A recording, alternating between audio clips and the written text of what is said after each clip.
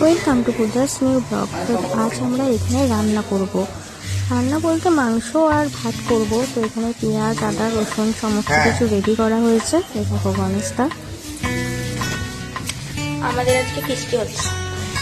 ফিস্টি বলতে রান্না হচ্ছে একটুখানি, সব হোটেল বন্ধ তো সেই জন্য আজকে আমরা এখানেই মাংস রান্না করে খাওয়া দাওয়া করবো নাকি গণেশদা? তুমি একটু কিছু বলো। কটা গরম মশলা আনতে বলেছি, পুরো গরম মশলা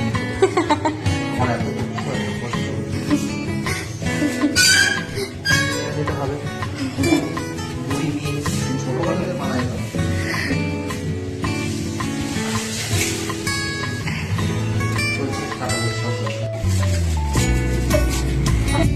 তো এখানে আমি চিকেনটা ভালো করে ধুয়ে নিচ্ছি।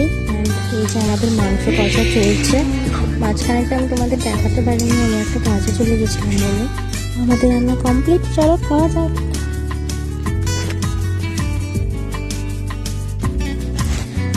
তো আমাদের মাংস রান্না হয়ে গেছে। এটা হচ্ছে ব্রোকলি, এটা মাংস, আর এটা ডাল। আর ব্রোকলি আর ডালটা আমাদের উপরের কাকিমা দিয়েছিল, আমরা শুধু ভাতটা আর মাংসটাই রান্না করেছিলাম। তো গণেশটা কীরকম মাংস রান্না করলো সেটা খেয়ে এবার দেখা যাক। এখন খেয়ে নিই, টাটা বাই।